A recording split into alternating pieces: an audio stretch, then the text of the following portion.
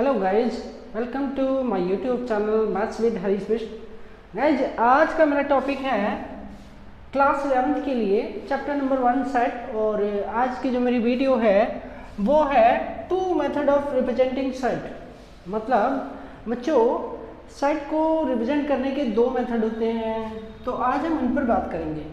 तो हमारा जो पहला मेथड है, फर्स्ट मेथड, वो है रोस्टर फॉर्म और टेबुलर फॉर्म।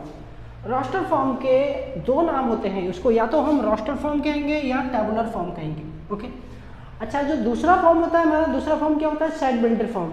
दूसरी फॉर्म का नाम है सेट बिल्डर फॉर्म। ठीक है, तो अब वन बाय वन हम लेते हैं। तो स्टार्ट करते हैं रोस्टर फॉर्म, ठीक है, या tabular form.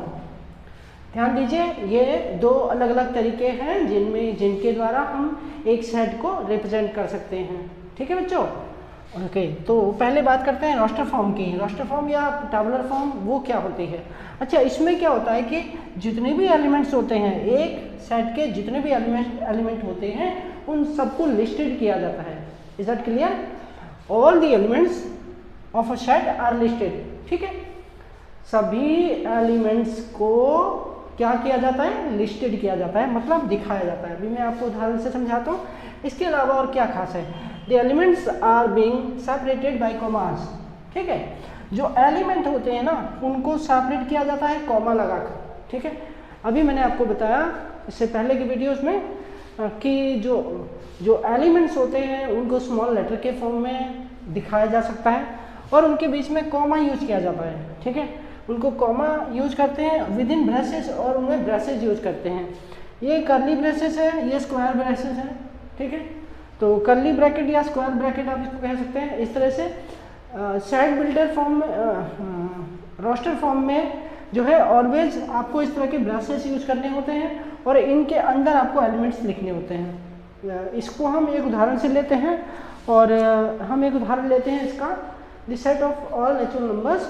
Okay guys, two method of representing set की हम बात कर रहे थे। तो रोस्टर फॉर्म का एग्जांपल मैंने आपके सामने रखा है। Example 1, the set of all natural numbers which divide 42। मतलब वो सभी नेचुरल नंबर जो 42 को डिवाइड करते हैं। आपने इसको इस फॉर्म में भी कह सकते हैं कि 42 के ऑल फैक्टर्स। ठीक है, ऑल फैक्टर्स ऑफ 42, जिस इस फॉर्म में भी हम इसको कह सकते हैं। तो हमें पता लगाना है तो वो कौन है। तो इसके लिए हम कर्ली ब्रेसेस यूज करेंगे और 42 को डिवाइड करने वाले नंबर कौन है। ठीक है, यानी कि इसके all factor 1, 2, 3 and 6, 7, 14, 21 and 42। Okay guys, 1 से डिवाइड होता है, 2 से भी डिवाइड होता है, 3 से भी डिवाइड होता है, 6 से भी डिवाइड होता है, 7 से भी डिवाइड होता है, 14 से भी, 21 से भी और 42 से भी। तो बच्चों, इनको हम क्या कहेंगे? ये सब। अब ये कौन सा तरीका है? ये इस तरह से, अगर हम एक सेट हमने लिखा, हमने लिख दिया यहाँ पर सेट ए। ठीक है, मीन्स ए इज इक्वल ये, तो हमने इस सेट को ए नाम दिया। तो इसका मतलब ये हुआ, इसमें हमने 42 को डिवाइड करने वाले सारे एलिमेंट को लिस्टेड किया, सारे एलिमेंट को लिस्टेड किया। तो इस तरह से एलिमेंट को लिस्टेड करने का जो तरीका है, इसे रोस्टर फॉर्म कहते हैं या टेबुलर फॉर्म कहते हैं। इसी तरह एक और उदाहरण मेरे अपने सामने रखा है, set of all vowels in the English alphabet. जो इंग्लिश अल्फाबेट में जो वोवेल्स होते हैं उनका सेट, तो उसको हम इस तरह ले सकते हैं। Let set B is equal, curly bracket use करेंगे। We know that A, E, I, O and U are the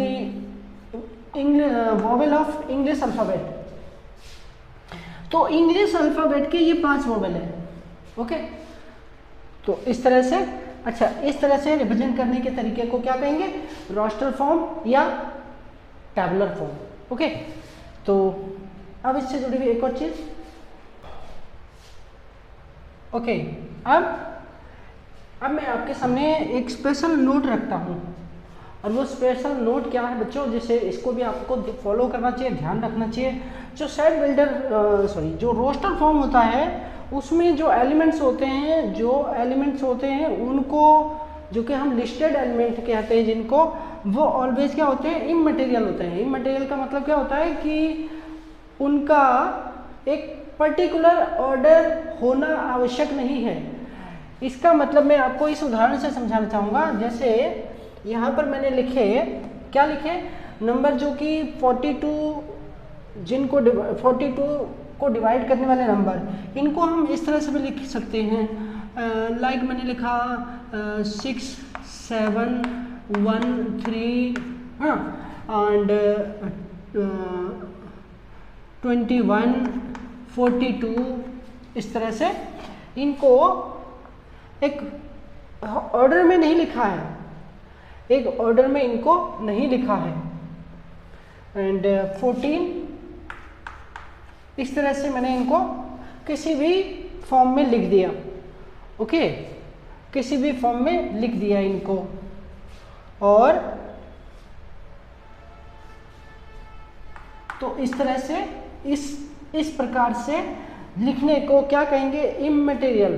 that means आपको उसे एक पर्टिकुलर ऑर्डर में लिखने की आवश्यकता नहीं होती है।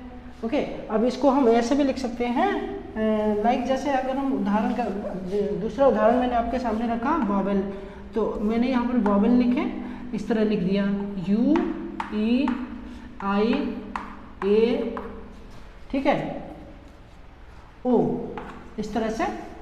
अब मैंने इसका कोई ऑर्डर तो नहीं लिया ना यहाँ पर, तो ये इस तरह से भी रिप्रेजेंट किया जा सकता है। ओके, तो ये एक बात हो गई। अच्छा, इसके अलावा मैं एक और नोट आपको लेना चाहूँगा, and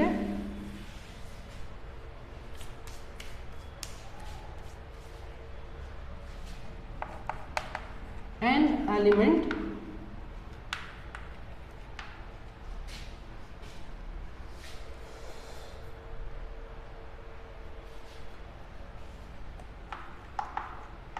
is not generally repeated। ठीक है बच्चों, जनरली जो है एक एलिमेंट जो है रिपीटेड नहीं होता है। ओके, फॉर एग्जाम्पल के लिए अगर मैं लिखूं